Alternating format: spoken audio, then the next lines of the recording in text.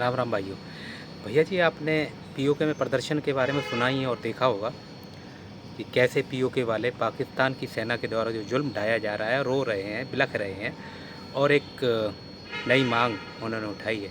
पर आपने जो मेरी टैगलाइन और थंब में देखा है ना, क्या है वो ये है, हमें सिर्फ पीओके चाहिए, वहाँ का गंद नहीं। अब मैं बताऊँगा क्यों। पहले सुन लेते हैं पीओके वाले कह क्या रहे हैं आखिरकार। उस पार मेंढक और पुंछ, राजौरी, डोडा, वहां के आवाम से हमारी अपील है कि इस तरफ राशन की किल्लत है, अद्वियात की किल्लत है और हमें आपकी मदद चाहिए। हमें आपकी मदद चाहिए, हमें सीज़फायर लाइन का खात्मा चाहिए और हमें आपकी हमायत चाहिए।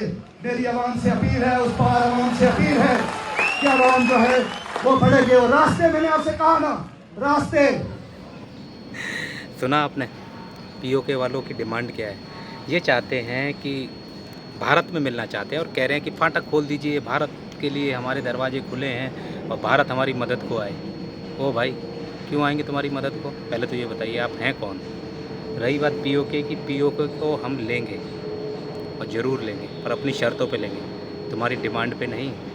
और ये जो तुम्हारे अंदर जो कीड़ा पल रहा है ना कि हम भारत में शामिल हो जाएंगे, भारत हमें ले लेगा, भारत पीओके ज़रूर लेगा पर अपनी शर्तों पे, तुम्हारे किसी उकसावे में या तुम्हारी वजह से नहीं।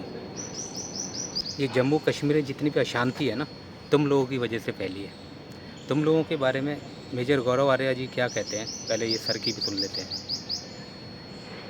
होता है तो आप मजे लेते हो, और जब खुद का दर्द होता है तब अरे इंडिया के रास्ते तो हमारे लिए खुले हैं। ये गलतफहमी आपको हुई कहां से कि इंडिया के रास्ते आपके लिए खुले हैं? ये किसने गलतफहमी दी? जरा उसका नाम पब्लिकली बताइए कि साहब ये बंदा है।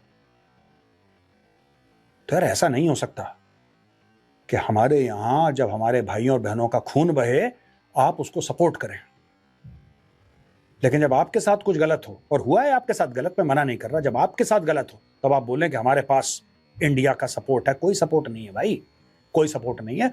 और आप मीडिया और स्टेट को, ये एक्चुअली पाकिस्तान जैसी जगह में ऐसा होता है कि जो भी मीडिया बोलता है आप मान के चलिए कि वो जीएचक्यू रावलपिंडी बोल रहा होगा, लेकिन भारत में ऐसा नहीं है। सुना आपने सर क्या कह रहे हैं? वो ये कह रहे हैं कि यार ये जो बंदे हैं ना, ये हैं कौन पीओके में जो गंद मचा रहे हैं या पीओके में भारत से अपील कर रहे हैं? ये वही लोग हैं, जब हमारा जम्मू कश्मीर में अशांति फैली हुई थी तब ये लोग चुप थे। तब इन्हें ये याद नहीं आया कि हमारे जम्मू कश्मीर में जो आतंकवाद फैल रहा है उसका कारण, बहुत बड़ा कारण ये पीओके है। इस पीओके में पाकिस्तान आर्मी द्वारा संचालित कितने ही आतंकवादी कैंप चल रहे थे, आज भी हैं, और कितने ही आतंकवादी वहाँ से भेजे गए कश्मीर में। क्या आपने कभी सोचा है कि हमारे राजस्थान के बॉर्डर पे, गुजरात बॉर्डर में, पंजाब में कभी आतंकवाद नहीं हुआ जितना कश्मीर में हुआ? क्यों? पीओके की वजह से। वहाँ पर पाकिस्तानी आर्मी ने तुम्हें अब तक, जैसे तुम बोलते हो कि हमारे हाथों में बंदूक दी, तो बंदूक ली भी तो तुम ही लोगों ने ना। तुम लोगों ने क्यों नहीं बोला कि हम भारत में आतंकवाद नहीं फैलाएंगे? क्योंकि तुम लोगों को उस समय मज़ा आ रहा था। अब यही पाकिस्तानी बूट जब तुम्हारी खोपड़ियों पे पड़ रहा है तब तुम्हें महसूस हो रहा है। जब खुद पे आती है ना, तब नानी याद आती है, समझे? तुम लोगों के गंद की वजह से ही जम्मू कश्मीर में इतनी अशांति फैली हुई है।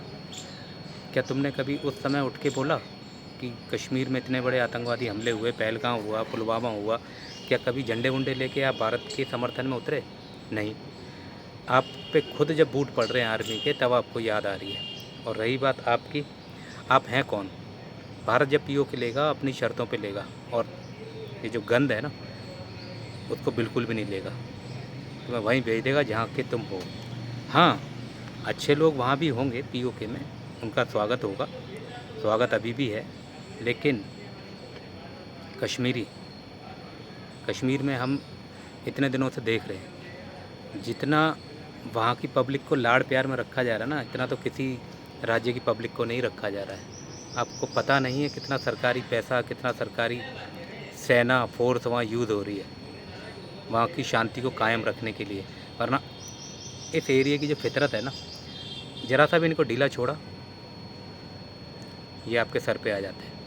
ऐसा नहीं है कि ये लोग बहुत ही अच्छे हैं या बुरे हैं, नहीं, इनके ऊपर हमेशा बूट रखा रहना चाहिए, ये ज़रूरी है।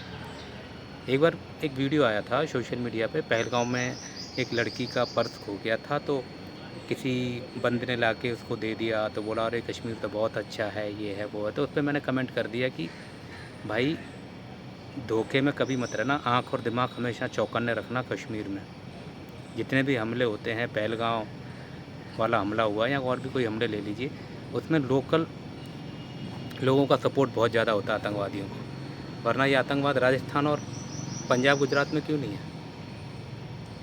हाँ, लोगों को बुरा लगता है कि कश्मीरियों के बारे में ऐसे बोल रहे हैं, पर हाँ ये बात सत्य है।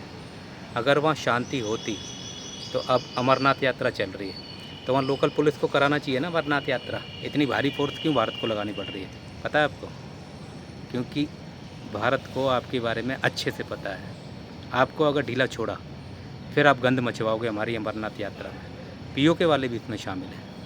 इसलिए आप ये रो गाओ, ढपली बजाओ या नारे लगाओ, उससे कोई फ़र्क भारत को पड़ने वाला नहीं है। भारत पीओके लेगा, अपनी शर्तों पे लेगा, और गंदगी तो बिल्कुल भी नहीं लेगा। हाँ, और आप आंदोलन कर रहे हैं, आपके आंदोलन में वो आपका कश्मीर का झंडा आप फहराते हैं। आपको भारत से इतना ही प्यार है तो तिरंगा झंडा क्यों नहीं है आपकी रैलियों में, आप बताएंगे?